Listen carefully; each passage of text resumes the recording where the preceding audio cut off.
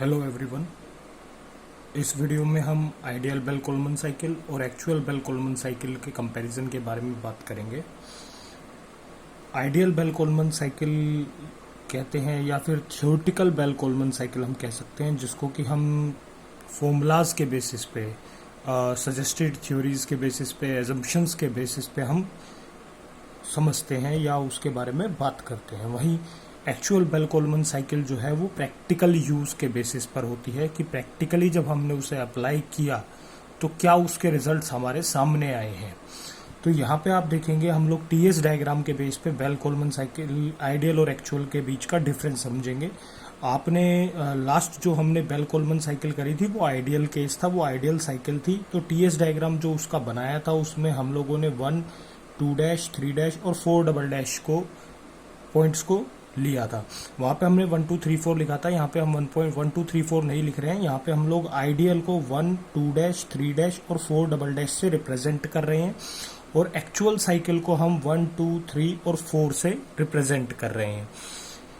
वहां क्या था कि आपके जो हीट रिजेक्शन और हीट एडिशन था वो कांस्टेंट प्रेशर पे हो रहा था। मतलब 4 से 1 तक हमारा रेफ्रिजरेटिंग चैम्बर वाला काम था, जो कि आपका कांस्टेंट प्रेशर पे हो रहा था। वहां पे हीट एडिशन जो था, मतलब हम जो हीट वहां से उठा रहे थे, अपने कूलिंग वाले स्टफ से जो हीट निकाल रहे थे वो कांस्टेंट प्रेशर पे निकाल रहे थे।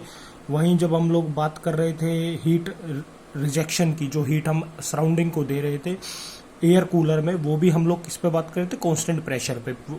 रेफ्रिजरेटिंग चैम्बर पे कांस्टेंट प्रेशर P1 मेंटेन था और एयर कूलर पे हमारा जो कांस्टेंट प्रेशर है P2 मेंटेन था। अब उसी के बेसिस पे हम लोग एक्चुअल और आइडियल के बीच का डिफरेंस समझेंगे। अगर स्टार्ट करते हैं इसके 4 पॉइंट से, पहले पॉइंट से बात करते हैं। पहला पॉइंट जो हम लेते हैं वो कंप्रेसर के लिए लेते हैं। हमारा 1 से 2 जो था वो कंप्रेसर था, जिसमें हमारा जो प्रेशर था वो इंक्रीज, हमारा जो टेम्परेचर था वो इंक्रीज हो रहा था, प्रेशर इंक्रीज हो रहा था। तो 1 से 2 प्रोसेस जो है कंप्रेशन का, ये हमारा आइडियल बेल कोलमन साइकिल के लिए था। वहीं जब हम लोग एक्चुअल में बात करते हैं तो होता क्या है कि इंटरनल फ्रिक्शन और टर्बुलेंस की वजह से कुछ लॉसेस हो जाते हैं, जिसकी वजह से हमारा जो कंप्रेशन प्रोसेस है वो नॉन आइसेंट्रोपिक हो जाता है। आइडियल में आइसेंट्रोपिक था, एक्चुअल में वो नॉन आइसेंट्रोपिक हो जाता है, जिसकी वजह से आपका जो प्रोसेस है वो इरिवर्सिबल बन जाता है। वो क्या बन जाता है? इरिवर्सिबल बन जाता है। तो जो हमारा कंप्रेशन के एंड में टेम्परेचर आने वाला है वो T2 की जगह अब T2 आएगा। मतलब हमारा टेम्परेचर पहले के मुकाबले, आइडियल बेल कोलमन साइकिल के मुकाबले जो टेम्परेचर है at the end of compression वो ज्यादा आएगा in actual Bell Coleman cycle. Actual में आपका टेम्परेचर जो है वो ज्यादा आने वाला है, यानी कि T2 आपका टेम्परेचर होने वाला है। तो इसी के साथ आपकी एंट्रोपी भी है, वो भी आइडियल एक्चुअल के केस में ज्यादा आएगी in comparison to ideal Bell Coleman cycle. अब यहाँ पे हमने इसकी बात करी तो देखिए, हमने जब यहाँ पे वर्क की बात करी थी, जो हमारा कंप्रेसर को हम वर्क दे रहे थे, वर्क इनपुट जो हम दे रहे थे वो हमारा किसके बेसिस पे होगा? MCP/dT। यहाँ पे कांस्टेंट प्रेशर पे काम हो रहा है हमारा आइडियल के केस में, हम आइडियल के केस में बात कर रहे हैं तो MCP/dT। तो MCP/dT के बेस पे जब आप देखेंगे यहाँ पे जो आप वर्क इनपुट देने वाले हैं तो वो क्या आएगा? वो CP T2 माइनस T1 आएगा। वहीं जब हम लोग इसको एक्चुअल के बेस पे देखते हैं तो हमारा वर्क इनपुट क्या रहने वाला है? CP T2 माइनस T1, क्योंकि हमारा जो टेम्परेचर है कंप्रेशर के एंड में वो क्या हो गया? अब T2 हो गया है T2 की जगह। तो अब आप देखेंगे जब आपका टेम्परेचर बढ़ गया है तो अपने आप में जो काम आपको देना पड़ रहा है एयर को कंप्रेस करने के लिए वो आपको ज्यादा देना पड़ रहा है। आपको वर्क इनपुट क्या करना पड़ रहा है? ज्यादा देना पड़ रहा है। अगर वर्क इनपुट आपको ज्यादा देना पड़ेगा तो अपने आप में आपकी कंप्रेसर की जो एफिशिएंसी है या कंप्रेशन प्रोसेस की जो एफिशिएंसी है उसमें कुछ ना कुछ इफेक्ट आएगा, वो कम होने वाली है। एक जगह ऐसा है जहां पे आपको वर्क जो है 1 घंटे के लिए करना पड़ रहा है और आपका काम पूरा हो जा रहा है, वहीं दूसरी जगह पे आपको वो 2 घंटे के लिए करना पड़ रहा है। तो इसका मतलब आपकी एफिशिएंसी में कुछ ना कुछ कमी आई है। तो वही यहाँ पे है, हम लोग कंप्रेसर की जब एफिशिएंसी की बात करेंगे तो यहाँ पे जो कंप्रेसर की एफिशिएंसी रहेगी वो आपका रेशियो रहेगा आइसेंट्रोपिक टेम्परेचर राइज का और एक्चुअल टेम्परेचर राइज का। जब हम आइसेंट्रोपिक की बात करते तो वो क्या है T2 डैश माइनस T1, और वहीं जब एक्चुअल की हम बात करते तो वो क्या है T2 माइनस T1। तो आपका जो ये फॉर्मूला है T2 dash minus T1 upon T2 minus T1, इससे आप अपने कंप्रेसर की एफिशिएंसी निकाल सकते हैं कि कितना चेंज जो है आपके कंप्रेसर की वर्किंग में आया है। वहीं जब हम लोग आगे बढ़ते हैं तो हमारा जो प्रोसेस आता है वो हीट रिजेक्शन का आता है, एयर कूलर का आता है। जब आप यहाँ पे बात करेंगे, देखिए आइडियल के अकॉर्डिंग जो हमने पढ़ा 2 डैश से वो 3 डैश पे आने वाला था, कांस्टेंट प्रेशर पे वो हीट रिजेक्ट करने वाला था। पर लेकिन यहाँ पे भी वही बात है, इंटरनल फ्रिक्शन हो रही है जिसकी वजह से आपका प्रेशर जो है वो गिर जाएगा। आपको प्रेशर ड्रॉप देखने को मिलेगा कहाँ पे, एयर कूलर में। यानी कि यहाँ की जगह अब आपका जो प्रोसेस चलेगा वो 2 से 3 चलेगा, तो हीट रिजेक्शन जो होगा वो कांस्टेंट प्रेशर पर नहीं होगा। ठीक है, तो जो आपका हीट रिजेक्शन होने वाला है वो कांस्टेंट प्रेशर पर नहीं होने वाला है।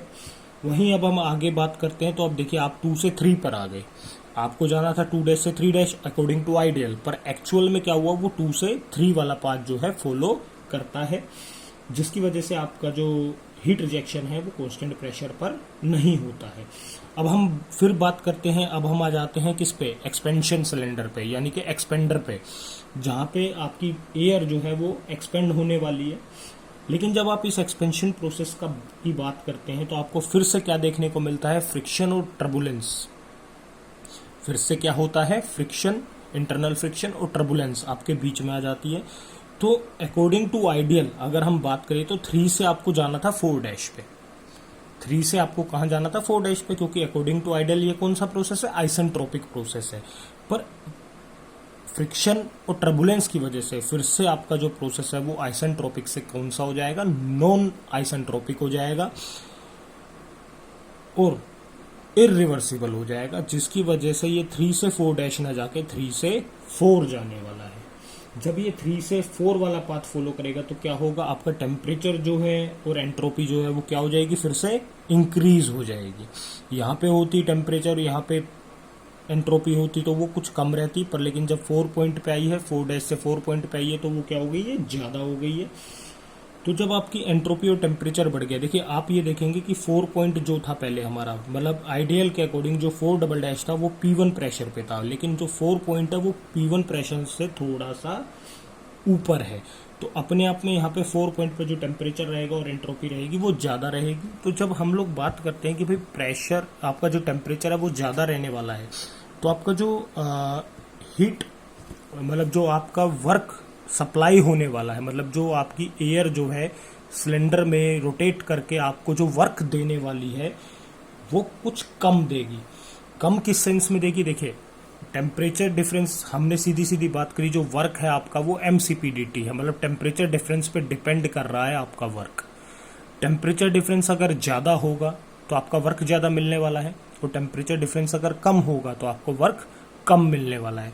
तो यहाँ पे जब आप देखेंगे तो पहले 3 डैश और 4 डैश का जब टेम्परेचर डिफरेंस देखेंगे तो वो ज़्यादा है इन कंपैरिजन टू 3 से 4। तो आइडियल के केस में आपका टेम्परेचर डिफरेंस ज़्यादा है तो वर्क ज़्यादा होगा, और एक्चुअल के टाइम पे आपका जो टेम्परेचर डिफरेंस है वो कम है, तो आपका वर्क जो है वो कम रहने वाला है। तो इसी के बेस पे जब हम लोग वर्क की बात करते हैं, टरबाइन वर्क की बात करते हैं, तो आपकी इक्वेशन जो आती है वो CP T3 माइनस T4 आती है। तो आपका वर्क जो हो जाता है, वर्कआउट जो आपको मिल रहा है टरबाइन से वो क्या मिल रहा है, CP T3 माइनस T4। तो इसी तरीके से हम लोग टरबाइन या फिर कहें एक्सपेंशन प्रोसेस की एफिशिएंसी को देखते हैं। तो यहाँ पे जो हमारी एफिशिएंसी रहने वाली है वो actual temperature drop upon isentropic temperature drop रहने वाली है। अब एक्चुअल के अकॉर्डिंग देखेंगे तो वो क्या है, T3 माइनस T4। हम T3 टेम्परेचर को एक्चुअल वाला ही मेंटेन करवाएंगे, और T4 डैश जो रहेगा वो अकॉर्डिंग टू एक्चुअल रहेगा। ये देखिए यहाँ पे 3 पॉइंट पे आपका एक्चुअल था, 2 से अब आप 3 पे आ गए, तो 3 से जो आइसेंट्रोपिक है वो 4 डैश तक जा रहा है, और जो रियल है एक्चुअल जो है वो 3 से 4 पे जा रहा है। तो इसी के बेस पे आप यहाँ पे एफिशिएंसी कैलकुलेट करेंगे। T3 माइनस T4 आपका एक्चुअल टेम्परेचर ड्रॉप है और T3 माइनस T4 डैश जो है वो आपका आइसेंट्रोपिक टेम्परेचर ड्रॉप है। तो इस बेसिस पे आप लोग क्या कर सकते हैं, अपने एक्सपेंशन प्रोसेस की एफिशिएंसी को कैलकुलेट कर सकते हैं। फिर इसके बाद जब आप लोग 4 पॉइंट पे आ जाते हैं तो 4 से 1 पे आपका प्रोसेस अब जाने वाला है, यानी कि अब आप किस में जाएंगे, रेफ्रिजरेटिंग चैम्बर में जाएंगे। तो जब आप यहाँ पे रेफ्रिजरेटिंग चैम्बर में जाएंगे तो क्या होगा, फिर से आपके फ्रिक्शन की वजह से प्रेशर ड्रॉप होगा। फिर से क्या होगा, आपके फ्रिक्शन की वजह से प्रेशर ड्रॉप होने वाला है, जिसकी वजह से जो हीट एब्जॉर्प्शन है वो कांस्टेंट प्रेशर पर नहीं होगा। यहाँ पे P1 प्रेशर जो है 4 पॉइंट पे आपका P1 प्रेशर नहीं होने वाला, वो P1 प्रेशर से थोड़ा सा ज्यादा रहेगा। जो 4 पॉइंट पे प्रेशर है वो P1 प्रेशर से थोड़ा ज्यादा रहने वाला है। तो ये 4 पॉइंट हैं जो आपको क्लियरली एक्सप्लेन कर रहे हैं कि किस तरीके से आपके आइडियल और एक्चुअल साइकिल में डिफरेंस आ जाता है। तो वहीं जब हम आगे बढ़ते हैं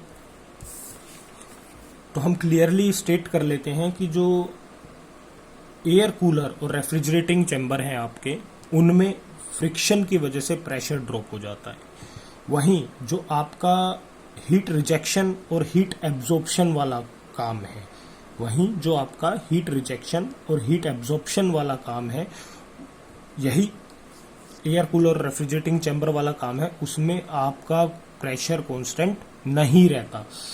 तो यहाँ पे क्या है, हमारी आइडियल कंडीशंस जो हैं वो प्रैक्टिकल सिस्टम को फॉलो नहीं करती हैं, या फिर प्रैक्टिकल सिस्टम में हमें देखने को नहीं मिलती हैं। और ऐसा होता क्यों है, फ्रिक्शन और प्रेशर ड्रॉप की वजह से हमारी एक्चुअल साइकिल जो है वो डिस्टोर्टेड, डिसऑर्डर्ड हो जाती है। वो क्या हो जाती है, डिसऑर्डर्ड हो जाती है। यहाँ थोड़ी सी स्पेलिंग मिस्टेक हो गई है, ये डिसऑर्डर्ड हो जाती है। तो यहाँ पे आपको एक्चुअल और आइडियल के बीच में डिफरेंस पता चल गया होगा। Thank you.